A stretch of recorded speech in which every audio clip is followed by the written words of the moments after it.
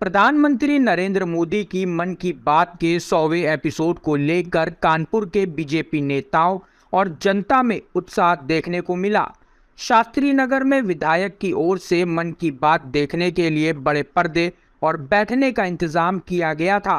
इस दौरान बारिश भी हुई, लेकिन जनता, भाजपा नेता और कार्यकर्ताओं का हौसला जरा सा भी डगमगाया नहीं और सभी ने बारिश में छाता लगाकर प्रधानमंत्री की मन की बात को सुना।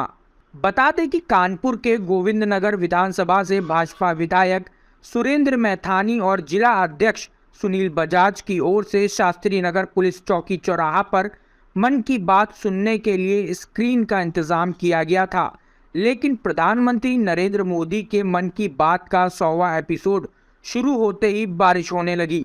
इसके बाद भी जनता और भाजपा नेता का हौसला डिगा नहीं। विधायक सुरेंद्र मैथानी एवं जिला अध्यक्ष सुनील बजाज समेत वहां मौजूद जनता ने छाता लगाकर पीएम मोदी के मन की बात के 100वें एपिसोड को पूरा देखा और सुना।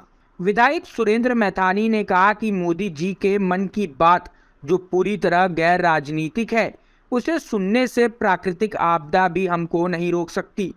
मोदी जी ने साबित कर दिया कि केवल वोट के लिए राजनीति नहीं की जाती है, बल्कि रचनात्मक, देश को आगे बढ़ाने के लिए और समाज को एकजुट कर सेवा के भाव को उत्पन्न करने के लिए भी इस प्रकार के कार्यक्रमों को करना चाहिए।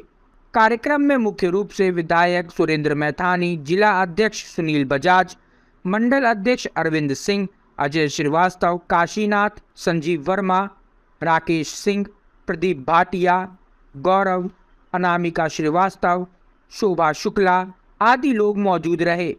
देखिए, मोदी जी के 100वें मन की बात, ये देश ही नहीं पूरी दुनिया में इस बात की तारीफ हो रही है कि जिस प्रकार से भारत हमारा नौजवान देश है और मोदी जी ने पहली बार ये दिखा दिया इस आजाद भारत के इतिहास में कि प्रत्येक काम मात्र वोट के लिए नहीं किया जाता, रचनात्मक कार्य भी किए जाते हैं। जिस प्रकार उन्होंने समाज में, पूरे देश में सेवा के भाव को उत्पन्न किया और दूर सुदूर क्षेत्र के लोगों के, जो हमारे गांव में जो प्रतिभाएं छुपी हुई थी, उनको भी आगे लेकर के आए, चाहे हमारे कुमार भाई हो, चाहे हमारे लोहार भाई हो, चाहे पर्यावरण के लिए काम करने वाले हो, चाहे पहाड़ों, नदियों, नालों के लिए काम करने वाले हो, और चाहे भूगर्भ जल प्रदूषित को लेकर के काम करने वाले हो, चाहे सौर ऊर्जा को लेकर काम करने वाले हो। ये पहली बार उनके मन की बात के माध्यम से लोगों में उत्साह आया है, प्रतिभा आगे निकल करके आई है और 100वें एपिसोड के रूप में हम सब लोगों ने फिर से एक प्रेरणा ली है और समाज में हर व्यक्ति अब चाहता है कि हम समाज के किसी काम आ सकें, समाज की सेवा कर सकें। और यही परिणाम है कि आज 100वें एपिसोड में प्रकृति की आपदा भी हमको उसको सुनने से नहीं रोक पाई।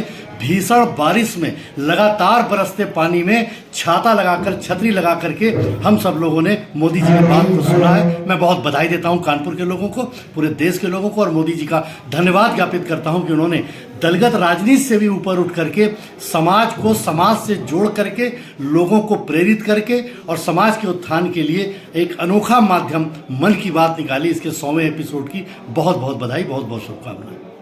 प्राकृतिक संसाधन हो, नदियाँ, पहाड़, तालाब या फिर हमारे तीर्थ स्थल हो, उन्हें साफ रखना बहुत जरूरी है कि टूरिज्म इंडस्ट्री की बहुत मदद करेगा।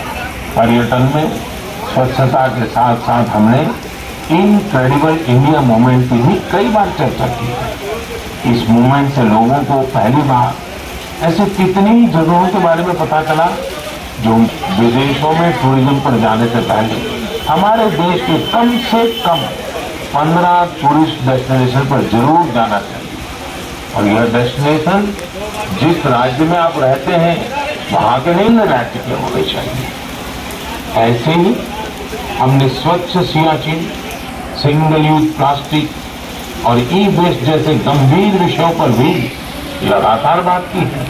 आज पूरी दुनिया पर्यावरण के जिस इशू को लेकर इतना परेशान है, उसके समाधान में मन की बात का ये प्रयास बहुत अहम है।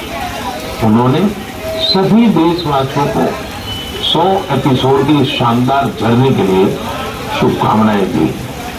साथ ही उन्होंने कुछ सवाल भी पूछे हैं। आइए पहले यूनेस्को की डीजी के मन की बात सुनते हैं। UNESCO, I thank you for this opportunity to be part of the 100th episode of the Man Ki Baat radio broadcast. UNESCO and India have a long common history. We have very strong partnerships together in all areas of our mandate: education, science,